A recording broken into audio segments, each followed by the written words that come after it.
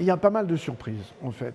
Il y a pas mal d'évolutions. D'abord, la semaine dernière, euh, la défaite du maire de Vars, Jean-Luc Corbet, président du groupe des petites communes. Vous avez la défaite du président du groupe d'opposition de droite, Dominique Escaron, aujourd'hui, au SAP en Chartreuse.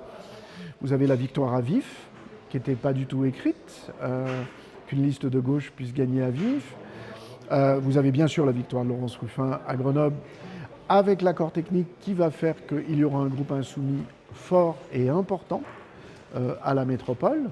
Ça, c'est quelque chose qui va changer complètement la donne, et notamment même le poids, je dirais, le poids d'un certain nombre de forces. On voit que le groupe des petites communes va sans doute se renforcer, parce qu'encore une fois, il correspond. Le groupe des petites communes, en dehors d'être le groupe des petites communes, a toujours eu à l'esprit l'intérêt métropolitain.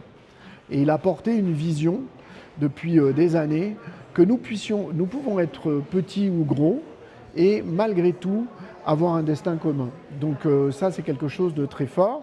Vous avez évidemment des communes comme Cessin qui se maintiennent, et Fabrice Hugelet est élu avec une remontada absolument incroyable. Il faut quand même mesurer ce que peut être d'arriver en deuxième position, un maire sortant, et malgré tout de gagner au final sur le fil. Donc ça, c'est une vraie réalité. Ce qu'on voit, deux choses. On voit que les équilibres politiques seront sans doute plus compliqués encore dans ce mandat que dans le précédent.